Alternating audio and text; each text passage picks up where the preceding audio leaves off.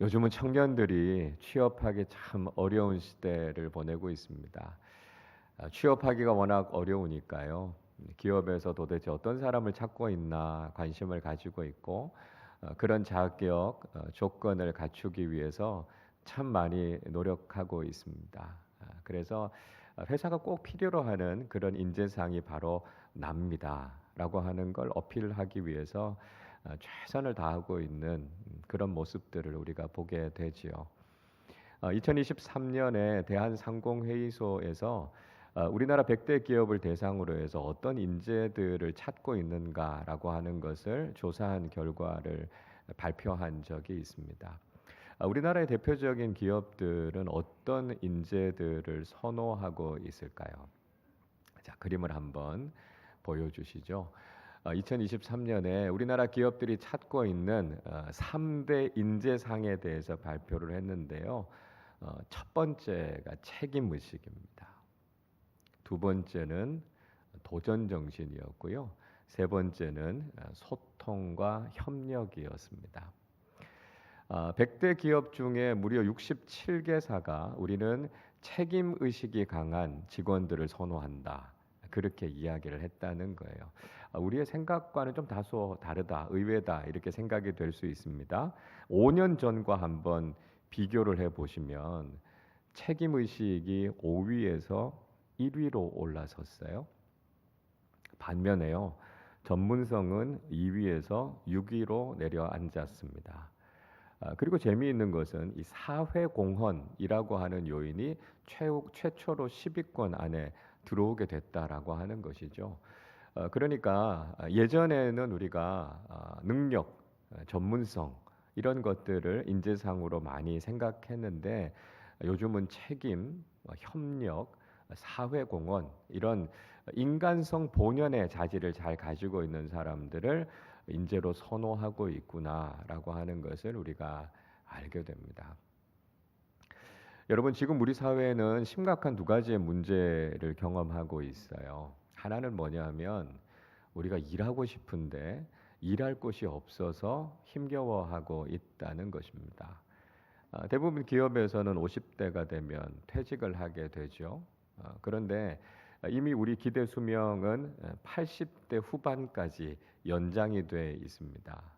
그러니까 앞으로 퇴직 후에도 한 30년 이상을 더 살아가야 하기 때문에 재취업이나 창업의 문제에 대해서 고민을 하게 되는 경우들이 참 많죠. 그렇지만 우리가 퇴직하고 난 이후에 다시 직장을 얻는다거나 아니면 근무를 연장한다라고 하는 것이 쉽지 않다는 걸 우린 경험하게 되죠. 창업의 경우에도 뭐 워낙 리스크가 많으니까 창업하겠다 이렇게 이야기하면 좀 말리시는 분들이 많습니다. 단순 근로의 경우는 뭐 임금이 낮잖아요. 그리고 이미 이제 그런 쪽은 외국인 근로자들이 다 차지하고 있기 때문에 그런 자리들을 얻기도 쉽지가 않습니다. 최근 들어서 이 정년 연장과 관련되는 문제들이 본격적으로 좀 논의가 되고 있습니다만 이 문제는 또 청년 취업의 문제와 맞물려 있기 때문에 이것도 역시 해결하기 참 쉽지 않은 문제다라고 하는 것이죠. 자, 다른 하나는 뭐냐 하면 정작 기업에서는요. 쓰려고 해도 쓸만한 사람들을 찾기가 어렵다는 거예요. 기업에서 인사를 담당하시는 분들 이야기를 들어보면 정말 적임자가 있어야 이 사람들을 채용을 할 텐데 이 사람들이 적임자가 되지 못하니까 쓸 사람들을 찾기가 어렵다 이렇게 이야기합니다. 많은 사람들은 일할 곳이 없어서 힘들다고 이야기하는데 회사에서는 쓸만한 사람이 없어서 힘들다 이런 이야기를 하고 있습니다. 그러니까 서로 상충되는 이 두 가지의 문제 속에서 이런 문제들을 풀어가기가 참 난감한 상황 속에 있다라고 하는 것이죠. 가만히 보면요. 주님의 일을 하는 데 있어서도 마찬가지다. 그런 생각이 듭니다. 하나님께서는요. 사람을 쓰시기를 원하세요. 하나님께서 직접 일하시기보다는 하나님께서 사람을 택하시고 사람을 세우시고 그 사람들을 통해서 일하시는 경우가 많습니다. 그래서 하나님께서 어떤 사람을 쓰시기 원하시는가 우리가 이걸 잘 알아야 되는 거죠. 제가 여러 번 말씀드립니다만 하나님께서는 누구든지 다 사용하시지만 아무나 사용하시지는 않는다는 거예요. 그래서 하나님께서 어떤 사람을 쓰시는가, 내가 하나님께서 쓰실 만한 사람이 돼 있는가, 우린 이거에 관심을 가져야 된다는 거죠. 많은 사람들이 일자리가 없다 이런 이야기를 하지만 정작 고용하는 사람들이 어떤 사람을 필요로 하는가 이걸 잘 모르는 경우들이 많아요. 신앙생활도 마찬가지라는 거예요. 내가 하나님께 쓰임 받고 싶은데 하나님께서 어떤 사람을 쓰시는가라고 하는 것을 잘 모르기 때문에 우리가 하나님께 쓰임 받지 못하는 경우들이 많다라고 하는 것이죠. 자, 여러분, 하나님은 어떤 사람을 찾고 계시고 하나님 어떤 사람을 쓰시기를 원하실까요? 바울은 오늘 본문의 말씀을 통해서 큰 집의 비유에 대해서 우리에게 이야기해 주고 있습니다. 20절 말씀 같이 읽겠습니다. 큰 집에는 금그릇과 은그릇뿐 아니라 나무그릇과 질그릇도 있어 귀하게 쓰는 것도 있고 천하게 쓰는 것도 있나니. 바울은 하나님 나라를 가리켜서 큰 집이다 이렇게 이야기하고 있습니다. 그러니까 하나님 나라가 큰 집이니까요, 일할 거리도 많고요, 또 일해야 될 일꾼들도 많이 필요하다는 걸 이야기하고 있습니다. 자, 오늘 이 말씀은 우리에게 굉장히 큰 소망이 됩니다. 세상에서는 일하고 싶어도 일할 수 있는 기회가 잘 없는 것이 문제다라고 하는 말씀을 드렸습니다. 사람들이 선호하는 직장에 취업하기 위해서 아니면 중요한 시험을 통과하기 위해서 우리는 수백 대 1, 수천 대 1의 경쟁률을 뚫고 들어가야 되죠. 그러니까 그런 기회를 얻는 것이 쉽지 않습니다. 그러나 하나님 나라는 다르다는 거예요. 하나님 나라는 큰 집과 같기 때문에 우리는 주님을 위해서 일할 수 있는 기회도 많고요, 주님을 위해서 일할 수 있는 많은 사람들이 필요하다라고 하는 것이죠. 우리가 이걸 아는 것만으로도 우리에게 굉장히 큰 위안이 되고요, 굉장히 큰 소망이 된다는 걸 알 수 있습니다. 바울은 하나님의 나라가 큰 집이기 때문에 그 집에는 다양한 그릇들이 있다 이렇게 이야기합니다. 금그릇도 있고 은그릇도 있고요, 나무 그릇도 있고 질 그릇도 있다 이렇게 이야기하고 있습니다. 자, 이 말씀은 하나님 나라가 가지고 있는 다양성에 대해서 이야기하고 있습니다. 그러니까 하나님 나라, 또 그것을 대변하고 있는 교회는 이런 다양함을 가져야 된다는 것이죠. 세상에서는요, 비슷한 사람들끼리 모여요. 같은 학교 출신, 같은 고향 사람들, 같은 전문성이나 비슷한 교육 수준, 능력을 가진 사람들이 끼리끼리 모이게 됩니다. 동질 집단들이 모이게 되죠. 그러나 교회는 다르다는 거예요. 교회는 다양하고 많은 사람들이 모일 수 있고요, 또 그렇게 모여야 교회가 된다라고 하는 것이죠. 자, 그러니까 우리가 교회 안에서 신앙생활을 하는 동안에 우리는 서로 다르다라고 하는 것이 불편하게 여겨지면 안 됩니다. 다름이 오히려 다양성, 이 풍성한 은혜를 누릴 수 있는 계기가 된다라고 하는 것을 우리는 알아야 된다라고 하는 것이죠. 그러니까 다양한 사람들이 함께 모여 있기 때문에 교회는 다양한 하나님의 사역들을 감당할 수 있다는 거예요. 그러니까 교회에 모여 있는 사람들을 보면 다 다르잖아요. 연령들도 다 다르고요, 직업들도 다 다르고 살아온 삶의 환경 배경이 다 다릅니다. 그러니까 모여서 우리가 서로 삶의 이야기들을 듣는 것만 해도 얼마나 흥미진진한지 모릅니다. 교인들이 관심들이 다 달라요. 가지고 있는 은사들이 다 다릅니다. 그렇기 때문에 교회는 사실 작은 공동체지만 굉장히 다양하고 많은 주님의 사역들을 감당하게 되는 걸 볼 수 있습니다. 교회 안에는 사업을 하시는 분들도 있고요, 학생들을 가르치시는 분들도 있고요, 예술 활동을 하는 분들도 있습니다. 금융업에서 일하시는 분들도 있고, IT 업계에서 일하시는 분들도 있고, 병원에서 근무하시는 분들도 있어요. 다양한 분들이 다양한 은사를 가지고 함께 모였기 때문에 하나님 나라를 위해서 우리가 이렇게 다양한 사역들을 할 수 있고 풍성한 은혜를 누릴 수 있다라고 하는 것을 우리는 알게 된다는 것이죠. 자, 그런데 바울은 이 다양한 그릇들을 이야기하면서 이 그릇들을 재료에 따라서 분류하고 있습니다. 그러니까 금그릇도 있고 은그릇도 있고요. 나무로 만든 그릇도 있고 진흙으로 만든 그릇들도 있다는 거예요. 재료에 따라서 이렇게 다양하게 만들어지게 되고 그렇기 때문에 또 귀한 그릇도 있고 천한 그릇도 있다. 이렇게 이야기를 하고 있습니다. 그러니까 그릇이라고 해서 다 똑같은 그릇이 아니다라고 하는 것을 이야기하고 있는 것이죠. 자, 그런데 문제는요. 여기에서 오해가 생기게 될 수 있다는 것입니다. 우리가 어떤 재료로 만들어졌느냐에 따라서 우리가 귀한가 천한가라고 하는 가치 평가를 하게 될 때가 있다는 거예요. 세상의 기준처럼 우리가 좋은 재료로 만들어졌으면 우리가 귀한 인생이고 우리가 그런 재료로 만들어지지 않았으면 우리가 그런 인생이 되지 못한다 이런 생각을 한다는 거예요. 2000년 전에요. 바울이 이야기하고 있는 이런 생각들이 오늘날에도 그대로 나타나고 있지 않습니까? 그래서 우리가 흔히 쓰는 말이 금수저, 흙수저 이런 이야기를 쓴다는 거예요. 그러니까 세상 사람들이 관심을 갖고 있는 건 내가 어떤 배경을 가지고 있는가, 내가 어떤 능력과 어떤 조건을 가지고 있는가에 따라서 사람들을 판단해 버리는 경우들이 많다는 거예요. 그릇이 어떤 재료로 만들어졌는가 그게 귀천을 가른다고 생각한다는 거죠. 오늘 성경을 읽어보니까 성경에서도 그렇게 이야기하고 있는 게 아니냐 이렇게 이야기할 수 있다는 거예요. 그런데 중요한 것은 오늘 성경은요. 어떤 그릇이 귀한가 어떤 그릇이 천한가라고 하는 것을 재료로 구분하고 있지 않다는 것입니다. 그러니까 자칫하면 금그릇, 은그릇은 귀한 그릇이고 나무 그릇이나 질그릇은 천한 그릇이 아니냐 이렇게 생각해 버리기 쉽다는 거예요. 그러나 성경은 그렇게 판단하고 있지 않다는 거예요. 여러분 그릇은요 용도에 따라서 다르게 쓰이게 돼 있는 겁니다. 밥그릇은 밥을 담는 데 쓰고요.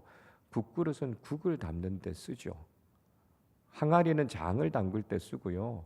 나무 그릇은 간식 같은 걸 담을 때 쓰는 겁니다. 그러니까 그 재료가 어떻든지 간에 그릇은 용도에 따라서 쓰이게 돼 있습니다. 물론 귀한 손님이 오면 금그릇이나 은그릇이 쓰일 가능성이 더 많은 것이 사실이죠. 그러나 중요한 것은 재료를 따라서 그게 귀한가 천한가라고 하는 것을 성경은 그렇게 가르고 있지 않다는 것입니다. 자, 그러면 성경은요 어떤 그릇이 귀한 그릇이다라고 이야기하고 있을까요? 자, 우리 오늘 21절 말씀인데요. 같이 읽어보겠습니다. 그러므로 누구든지 이런 것에서 자기를 깨끗하게 하면 귀히 쓰는 그릇이 되어 거룩하고 주인의 쓰심에 합당하며 모든 선한 일에 준비함이 되리라. 자, 사도 바울이요 어떤 그릇이 귀한 것이라고 이야기하고 있습니까? 그렇죠. 네, 깨끗한 그릇이 귀한 그릇이라고 이야기하고 있습니다. 이거 사람에게 적용하면 어떻게 됩니까? 그저 능력이 많고 세상적으로 대단한 사람이 귀한 사람이 아니라 거룩하고 정직한 사람들이 귀한 사람들이다 이렇게 말씀하고 있다는 거예요. 여러분 한번 생각해 보십시오. 손님이 집에 찾아오셨어요. 그래서 그릇에 음식을 담아서 손님 상에 지금 내려고 준비하고 있습니다. 어떤 음식은 금그릇에 담기는 음식도 있을 거고요. 어떤 음식은 질그릇에 담기는 음식들도 있을 겁니다. 그런데 그 그릇이 어떤 그릇이든지 간에 절대로 손님 상에 내놓을 수 없는 그릇이 있습니다. 어떤 그릇입니까? 더러운 그릇이죠. 오물이 묻어 있는 그릇은 그게 금그릇이라도 주인상에 내놓을 수가 없다는 거예요. 그러니까 진짜 귀한 그릇은 무엇으로 만들어졌느냐라고 하는 것이 아니라 깨끗해져서 쓰려고 할 때 주인의 쓰임에 따라 잘 사용될 수 있는 그릇이 귀한 그릇이라는 거예요. 여러분 오늘 성경에서는 어떤 그릇이 귀한 그릇이라고 말합니까? 주인이신 하나님께서 우리를 쓰려고 할 때 잘 준비돼서 쓰임 받는 그릇이 귀한 그릇이라고 이야기합니다. 아무리 금그릇이라도요, 깨끗하지 않으면 하나님께서 못 쓰신다는 거예요. 하나님께서는 다양한 그릇들을 다 쓰시는데요, 깨끗하게 잘 준비되어서 하나님께서 쓰시려고 할 때 잘 준비되면 우린 귀하게 쓰임 받게 된다는 것이죠. 여러분, 우리는 어떤 그릇이 되어야 하겠습니까? 우리는요, 다 다양한 그릇들이에요. 우리의 모습은 다 다릅니다. 세상적인 기준으로 보면 우리가 좀 더 많은 것을 가지고 있을 수도 있고 그렇지 않을 수도 있어요. 중요한 것은 우리의 재료로 우리의 인생이 평가받지 않는다는 것입니다.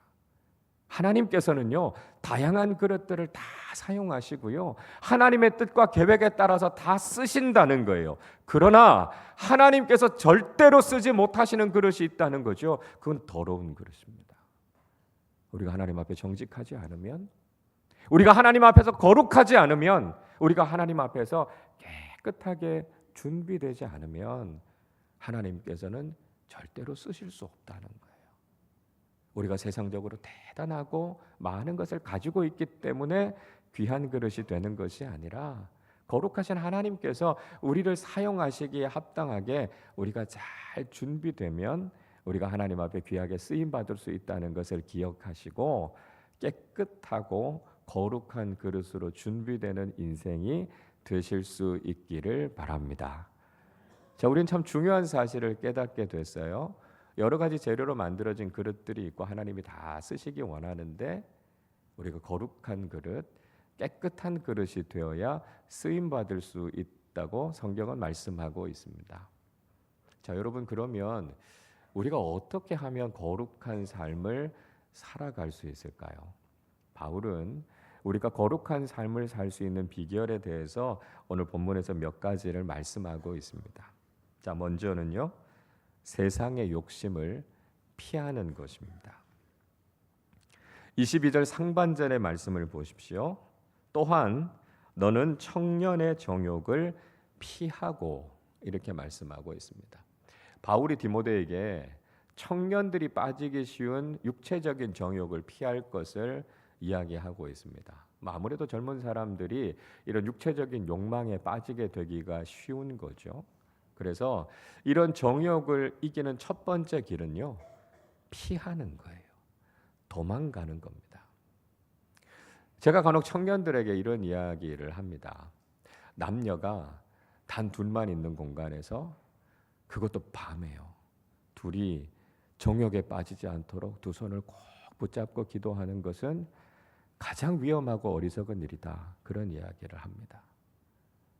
여러분, 어떻게 해야 됩니까? 그런 상황을 만들지 말아야죠.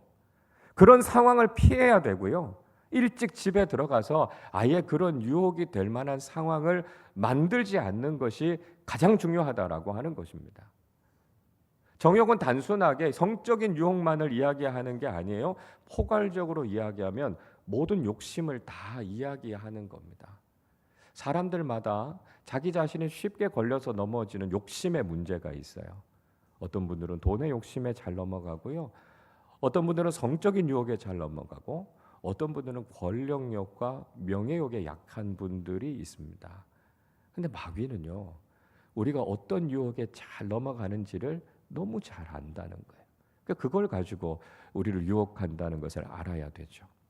야고보 사도는 야고보서 1장 14절 15절에서 이렇게 말씀합니다.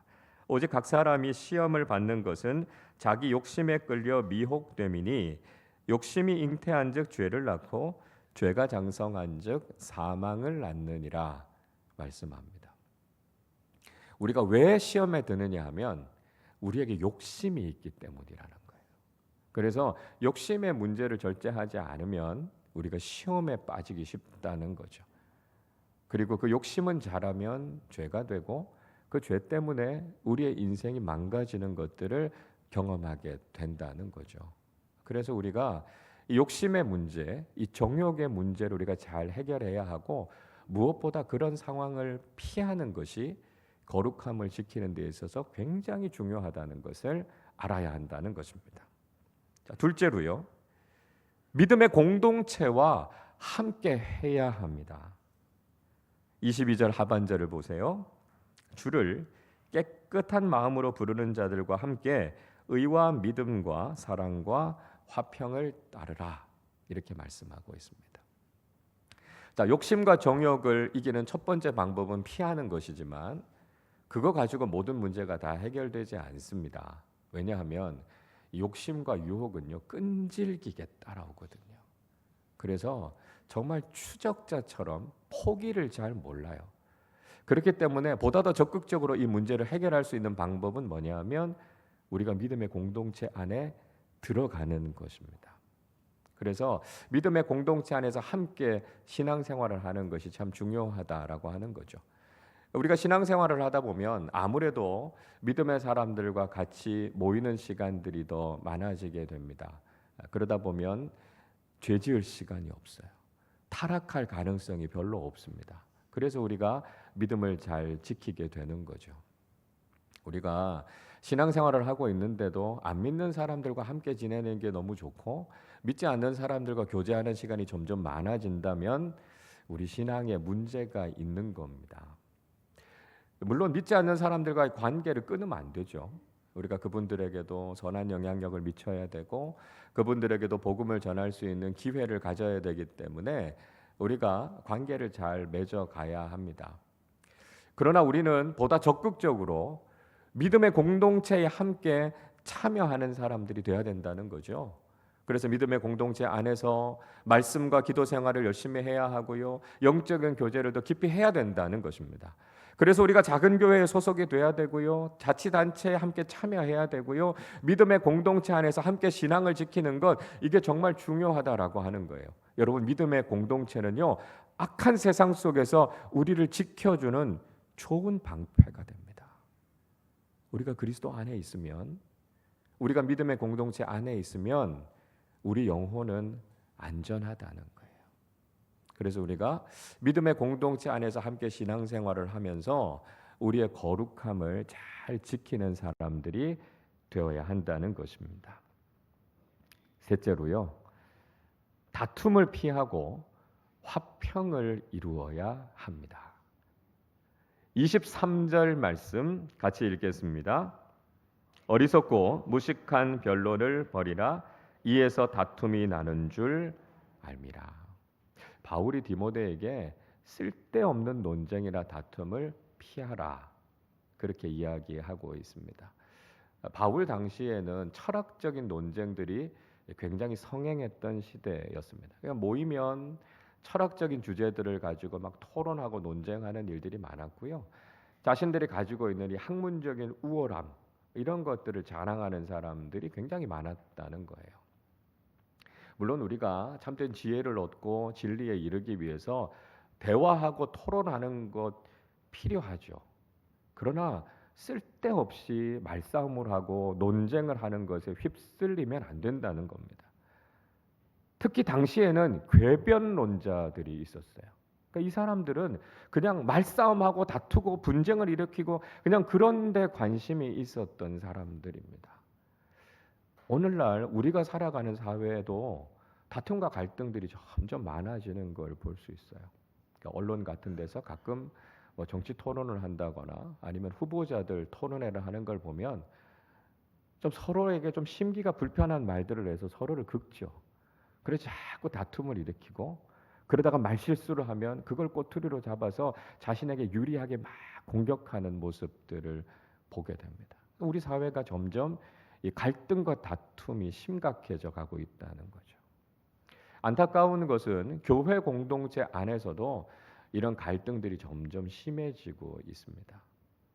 세대 간의 갈등, 직분자들 간의 갈등, 서로 다른 신앙의 성향이나 배경에서 오는 여러 가지 생각의 차이들로 인해서 우리가 화합하기보다는 갈등하는 경우들이 많아진다는 거예요. 그래서 우리 공동체가 이렇게 갈등으로 얼룩질 것이 아니라 화평한 공동체를 세워가는 것이 중요하다 하는 것을 우리가 알아야 된다는 것이죠. 사도 바울은 고린도후서 5장 18절 19절에서 이렇게 말씀합니다. 모든 것이 하나님께로서 났으며 그가 그리스도로 말미암아 우리를 자기와 화목하게 하시고 또 우리에게 화목하게 하는 직분을 주셨으니 곧 하나님께서 그리스도 안에 계시사 세상을 자기와 화목하게 하시며 그들의 죄를 그들에게 돌리지 아니하시고 화목하게 하는 말씀을 우리에게 부탁하셨느니라 말씀하고 있습니다. 죄의 문제는 단절의 문제라는 말씀을 드리지 않았습니까? 그래서 하나님께서 죄로 인해서 단절된 이 세상 가운데서 예수 그리스도를 통해서 하나님과 우리와의 관계를 회복시키셨습니다. 그리고 세상도 다 갈라지고 찢어져 있는 상황 속에서 하나님께서 우리에게 화평의 말씀을 맡겨주신 거예요. 그래서 이 복음의 진리를 가지고 우리가 세상에서 치유하고 화합하고 하나 되게 하시기 위해서 우리에게 화평하게 하는 직분을 맡겨주셨다라고 하는 거죠. 그래서 다툼과 갈등이 점점 더해가는 세상 속에서 우리가 그리스도인으로서 화평을 이루어가는 삶을 살아갈 때 우리는 거룩한 삶을 실천하면서 살아갈 수 있게 된다는 것입니다. 여러분, 우리는 일생을 살아가는 동안 하나님께서 사용하시는 인생이 되어야 하겠습니다. 하나님께서 어떤 사람들을 찾으시고 하나님께서 어떤 인생을 사용하시는가라고 하는 것을 우리는 잘 알아야 되겠습니다. 하나님께서는 우리의 재료로 우리 인생을 평가하지 않으십니다. 우리가 하나님 앞에서 얼마나 거룩하게 얼마나 깨끗하게 잘 준비되어 있느냐에 따라서 하나님께서 우리의 인생을 쓰신다는 거죠. 우리가 정욕과 욕심의 문제를 피하고 늘 믿음의 공동체 안에서 거룩함을 지키는 사람들이 되어야 하겠습니다. 다툼과 갈등이 점점 심해져가는 이 세상 속에서 화평의 복음으로 거룩함을 실천하는 사람들이 되어야 하겠습니다. 하나님 앞에서 거룩하고 깨끗하게 준비된 하나님의 사람들이 되셔서 하나님께서 귀하게 사용하시는 아름다운 믿음의 사람들로 살아가시기를 주님의 이름으로 축원합니다. 우리 시간에 함께 찬양하고 기도할 텐데요. 나의 마음을 정금과 같이 거룩하고 깨끗하게 해 주십시오. 그 소원 가지고 살아가게 해 주십시오. 우리 고백하면서 찬양하도록 하겠습니다. 나의 마음을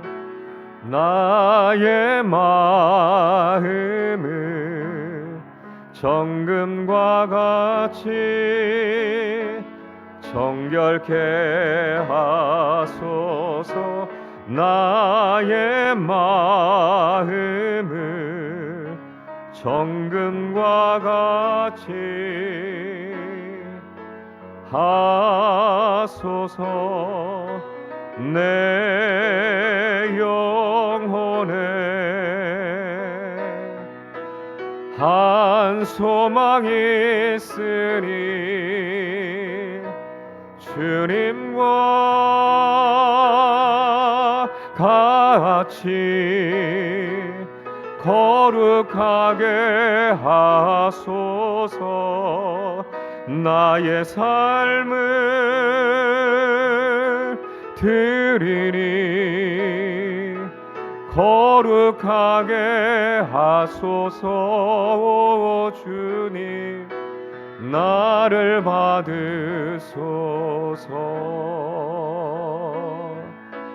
나를 우리 한 번 더 찬양합니다. 나의 마음을